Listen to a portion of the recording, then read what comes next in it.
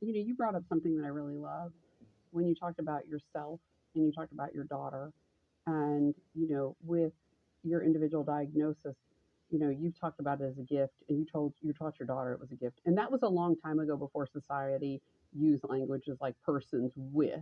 Do you know what Mhm. I mean? Like, we Mhm. have old language and we have old stigmas, and so how did you know to, hey, what I have is a gift and I'm going to run with it. And I'm going to teach my daughter that it's a gift too. What inside of you? What inside of me, I bond with energy, and having that gift, I had to figure out where to put the energy. I had choices. I watched people around me, and I watched the choices that they made and how they placed their energy, and I watched the result that they got, and then I watched how it affected ones that were close to them that loved them. So for me, once I started figuring out, like, okay, because I started counseling myself when I was first time when I was 12. Wow. So I started learning more about me, plus the fact that I grew up in such a disciplined manner with karate and Sikh cadets, it helped me Yeah. to begin that journey of self discovery. Yeah. Now, it started there, Hmm. but it matured. Okay. So, learning about energy, I could take this extra energy, I could be destructive with it. Like, like you spoke to the old language of mental health. Like when I was in school, they are children that struggle with behavior or learning. They were all grouped into Yeah. one group, Yeah. and I think it was ESOL or something like Yeah. that. Yeah. Yeah. Yeah. So I'm looking at that in the schools and stuff. Now I was the opposite of that because I excelled. I graduated high school a year early and everything. Yeah. So I'm trying to look at that to wrap it all up, put it in a nice bow, and be like, okay, I don't want to use my energy that way. So how can I be more productive with my energy? Hmm. And so I had to pour it into something to be productive. My whole goal in life in the beginning was to be like Mary Lou Retton. I wanted to be a gymnast. Oh, yeah. Yeah, and I knew she trained and it had to be disciplined. And I attempted it, but I got hurt, so I didn't get to finish it. But at that point, before I even knew, I can only tell you this now.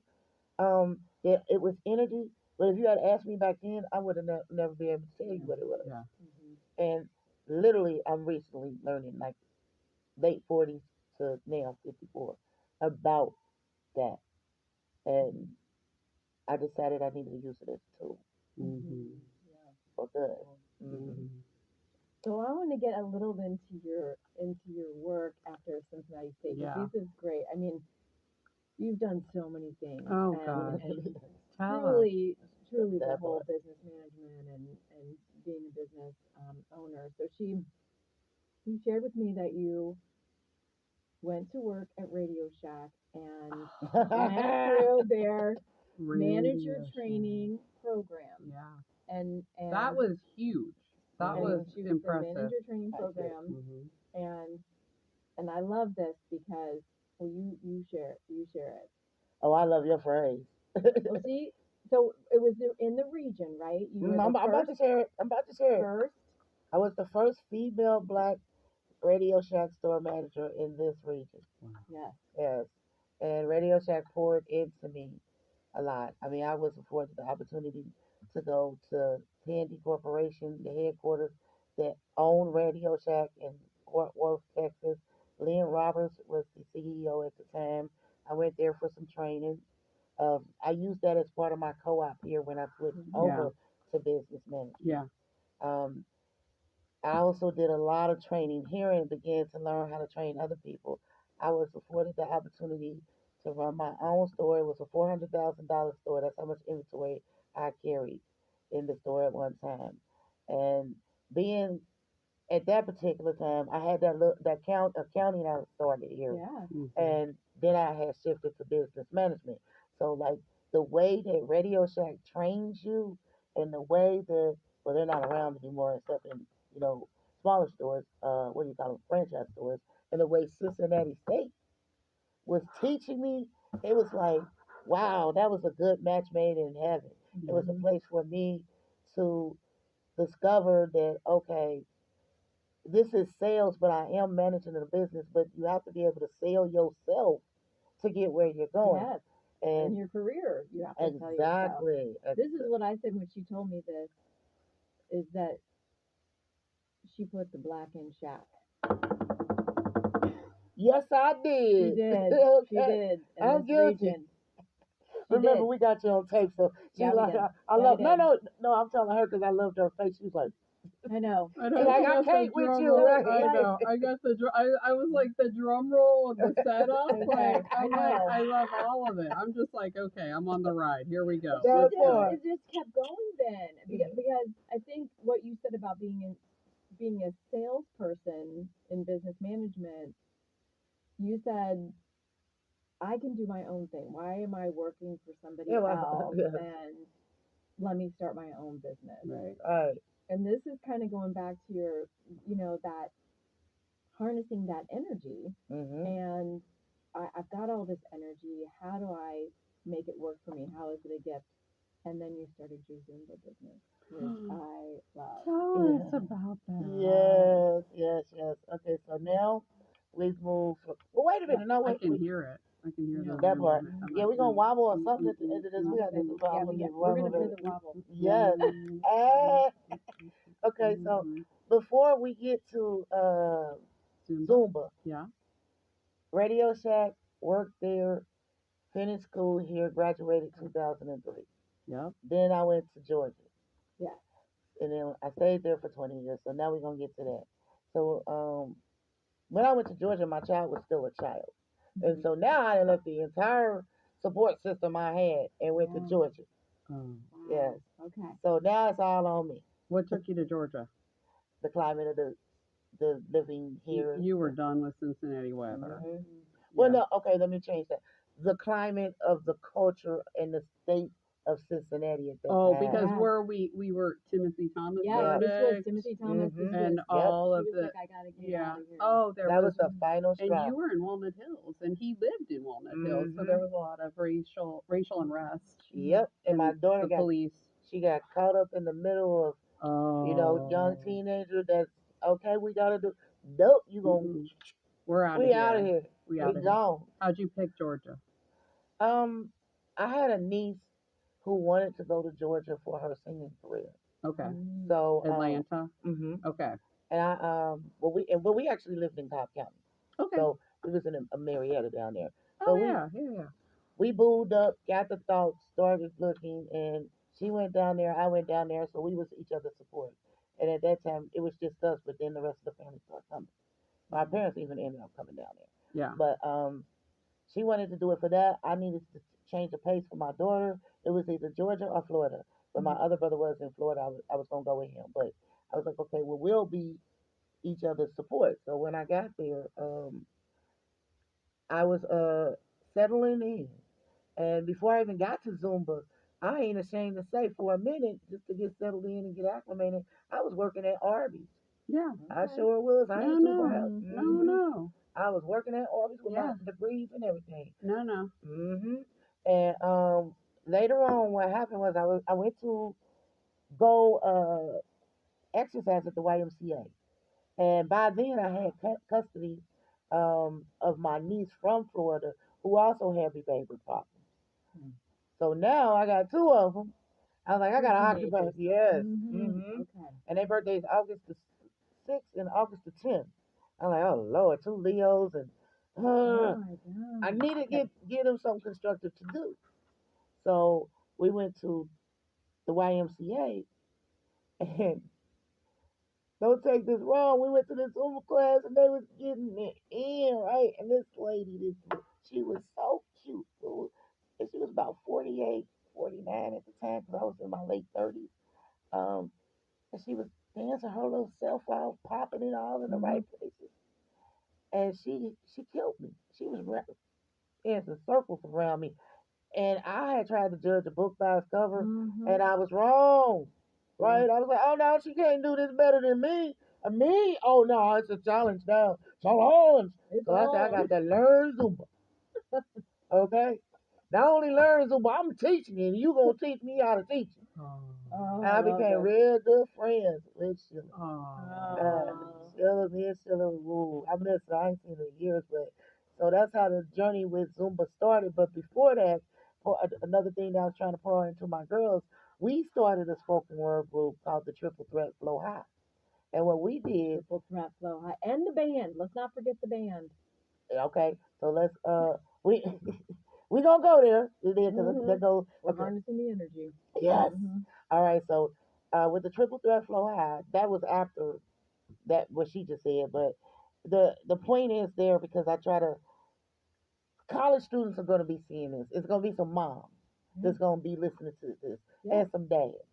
And what my goal there was to occupy their mind and their space. So they began writing poems. Then we began writing poems together, and then we began performing in the library, a little coffee shop over here. And before we knew it, we was going up and down the Eastern Seaboard, performing everywhere. We even performing in Ohio's Reformatory for Women. Wow. Yes, so Wow. they became that became their creative expression outlet, and the goal was to encourage children to be able to express Give them themselves a voice. right. Mhm. Yeah. And it worked because both of them graduated high school. They didn't have no children. My daughter never had a child, and my niece doesn't have one either. And if my daughter was still with us, she'd be like 37, Mhm. and my niece is like 33. Mm. So me, I had my baby her at 17. Mhm. Yeah. So that was important to me. Now, when I was in the service, um,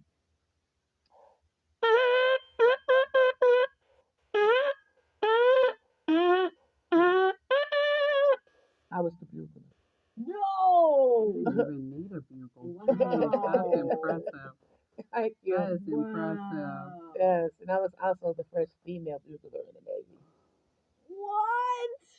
So, I just try to like mimic people. no, Like no, you're all good. You're all I good. love it. So, so you were doing spoken word all Mm. up and down the East Coast. You've got these girls, you know, busy growing up into women, channeling and harnessing their genius like you did. And so then after, how did you get back here to Cincinnati? And what are some of the other things you want to tell us about? Okay, Cincinnati.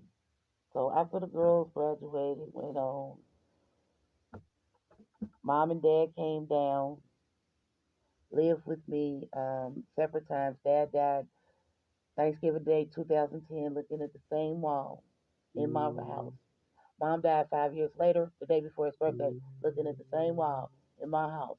Cancer. They chose me to be their next journey to heaven. And I have to mention that because they are why I am who I am. mm. And there's a lot that went on in between coming back here because I was never planning on You coming weren't back coming here. back. yeah. You That were was not going to come back. You shut this no, door. shut this door Yeah. completely. So what ended up happening, everybody just started wanting me to come back, and I came back and visited. And they kind of like kidnapped me because after the pandemic, which I should go back another one, this is what kind of made me end up coming back.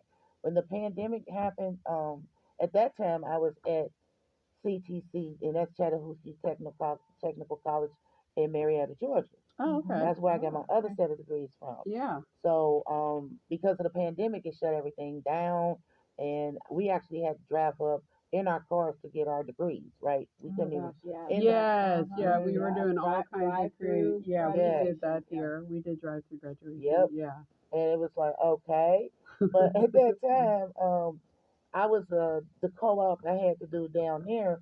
I was doing at the World of Coca-Cola. So Oh. right. So at the World of Coca-Cola, because I taught the Zumba before I was at the World of Coca-Cola, and at the same time I had a nonprofit foundation honoring my father's called Jesse in the Group because at the time he was there to pay for everything that I needed for the Zumba to become certified, and then he died right after that. So I Mm. needed somewhere to channel that energy.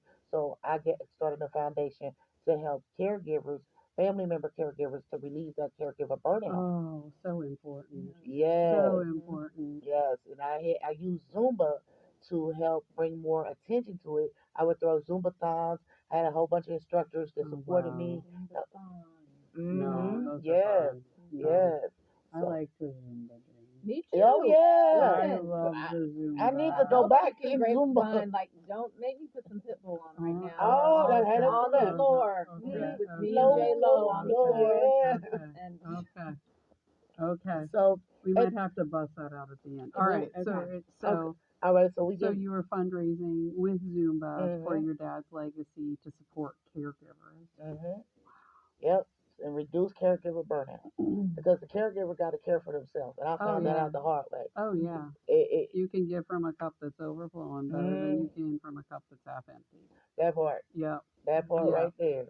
So once once we got past, mom, dad gone, my brain was just all over the place. So I decided to go to school and part of the co-op I did at the World of Coca-Cola before the pandemic shut everything down.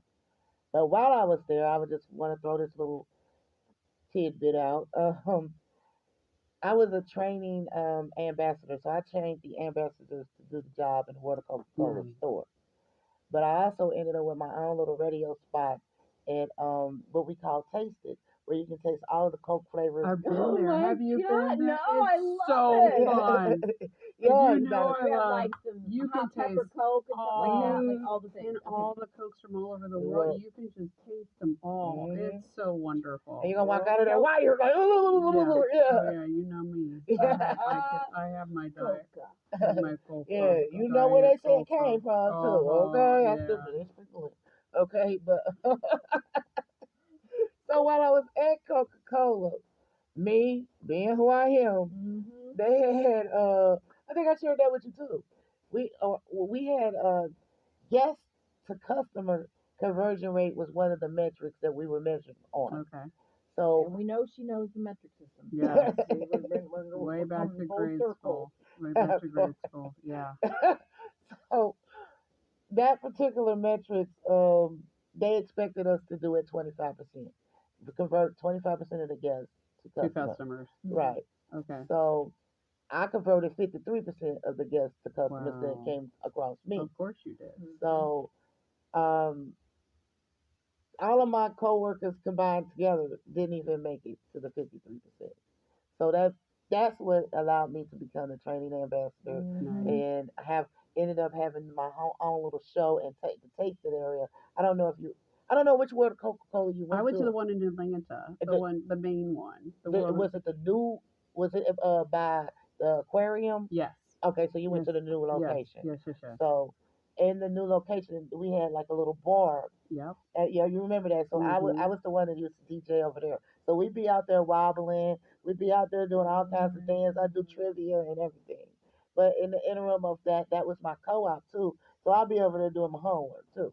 Yeah. Mhm. So, Oh my but I God. couldn't have done all of these things that I'm telling you had I not came to Cincinnati State. Yeah.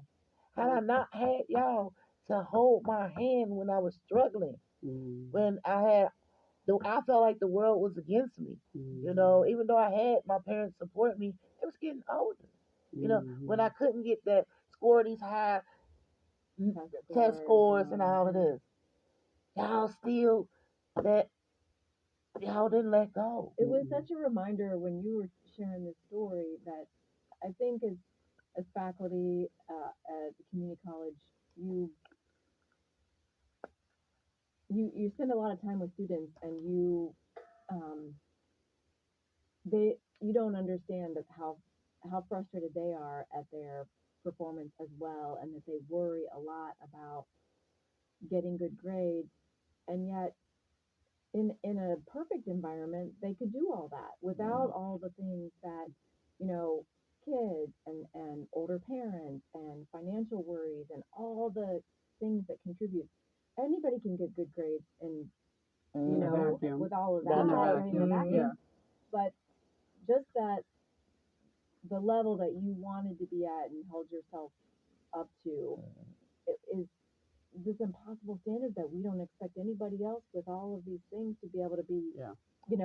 straight A student and to give that, kind of have some grace around that because clearly in all these other areas of your life, you were shining, and continue to Yeah. take that education and apply it in all these other areas Yeah. of your life, and these Absolutely. and you know and Definitely. changing these metrics at Coca-Cola, and starting your own business, and doing this leadership program at Radio Shack, and then the work that you're doing now, which creating this foundation that for your daughter. And I really want you to get to the get in the know, because that is she's wearing your shirt that says get in the know, and she is this is really about giving knowledge to people, putting knowledge in the hands of people, because that's what your life has been about. Once you give someone knowledge and they're educated, can't take that away No, from you them. cannot. You cannot. That's why I say people plus knowledge equals a solution. Yeah. Mm-hmm. Yes. Yeah. People plus knowledge equals solution. So thank you for sharing that. That means a lot. To take the journey on coming back to Cincinnati like you originally asked. Yeah. I came back initially for a visit, kept going back and forth. Um, then one day I came back and it wasn't a visit anymore, and I found all my stuff in storage in Georgia and me here. Okay, yeah, that part. So at that time, my daughter, she was still in Georgia, but she decided that she was coming here too, and we weren't able to be separated long because we was just that close.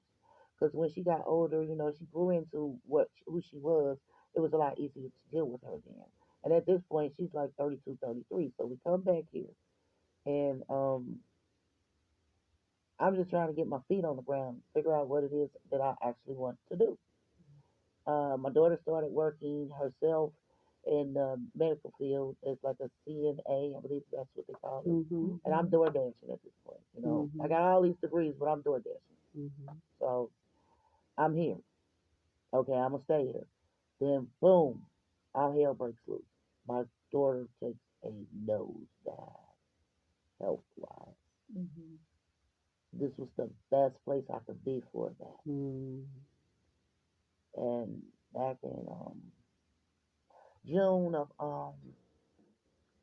2023, I got to take a swig. She got sick. She had an aneurysm in her nose. But that wasn't the first time that happened. And they took her into emergency surgery. And it didn't quite work out. Some things happened. Then she died. She was 34 years old. She didn't have any children. So that's it for me. I have nothing. Nobody else be happy. That's all I got. That was my one contribution to Mother Earth. Mm-hmm. And at that point, you know, I had energy, like we was talking about earlier, and I needed to do something with it. I didn't want to be a vigilante or anything like that because of how everything went down with her. But I knew I needed to do something with this daggone energy. Mm-hmm. So my daughter was a social media influencer, and happiness, healthiness, and harmony was her main mission. Now she was messy, messy 30. You know how 30-year-olds are, Mm-hmm. Mm-hmm. yeah. But she had a following.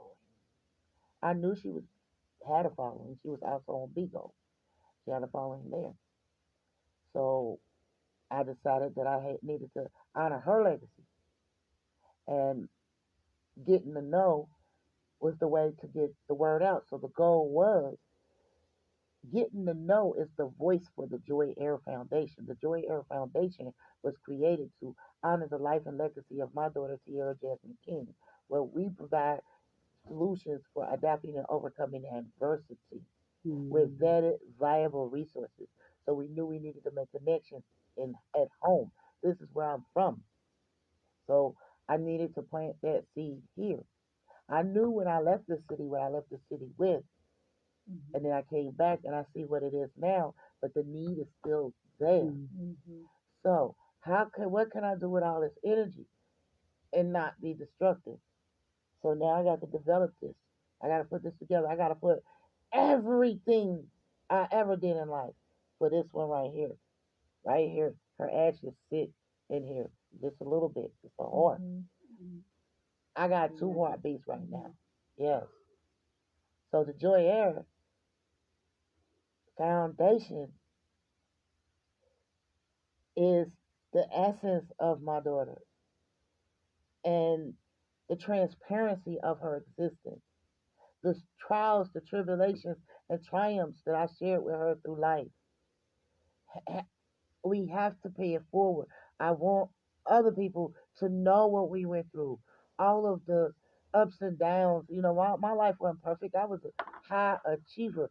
And sometimes being a high achiever was to distract me from all this other stuff that was in my life. Mm. Some, and like wanting to help others distracted me from having to deal with me. And I was like, okay, I can't do this no more because the most important thing in my life, I can't have no more. She gone. And the divine one knows all of these skills that he done bestowed me. He's like, okay, I gotta take care of this child, and this child gotta do something positive. And that's what I'm trying to do. That's what I'm dedicated to. It it it's everything to me to help, especially the ethnic community, because I believe that Cincinnati is oppressed, suppressed, and depressed. Mm. And if you want success, you are your most important investment. You get out of yourself what you put in. Yeah. Mhm. And right now, our future leaders go to this school. So if I want them to lead this country, we got to pour into them. Yeah. So that's what, Amen to that. right. So then, of course, this is my alma mater. You know, Yeah. this is the first college I went to. It's so beautiful how you said Cincinnati State believed in you and that has taken you through all that you've done because it believed in you because you were smart enough to get a degree, right? But you needed someone to believe in you and not give up on you. And that's what you found here. And that's what you're giving back through your organization. Mm-hmm. So, what do you want our listeners to know about Get in the Know? How can they help? How can they support? Okay. You can support Getting to Know in several different ways. We are a nonprofit foundation, so donations, we're always welcoming donations. We have different tier levels that you can actually donate on. Every donation is appreciated. Um, and every donation for that at the small level of $25, you get a Get in the Know gift that me and my daughter made, and includes candles that we extracted scent from ourselves. And I'm running out of them too. So, and those, Act quick. Supplies Yeah, are yeah. running out. right, Act while supplies last. right. And Yeah. so like on the low the lower end of it, I'm sorry, I'm just No, in no, my no. feelings right now, but to We're help. glad. Be there. We're glad. Hmm. Amen, amen. To help get in the know and stay in the know and get us in the know, because we also welcome the opportunity for people to let us know. Mm-hmm. We don't know everything, but we know how to go searching for the information. But if you want to stay in contact with Get in the Know and help further our mission, you can do that by donating on the small scale or the high scale, anything in between. You can volunteer for the Mm-hmm. foundation. We are going to be doing some internships, and me and Jane are working together on that. Oh, Yes. wow. Definitely. Get in the Know comes on every Wednesday, 88.3 FM. Whew. That's Cincinnati locally Mhm. at Wait. 1 p.m. Yes, WAIF. You can listen locally, 88.3 FM in Cincinnati. If you are not local, you can go to waifradio.org and hit the listen tab. You can listen from anywhere in the world.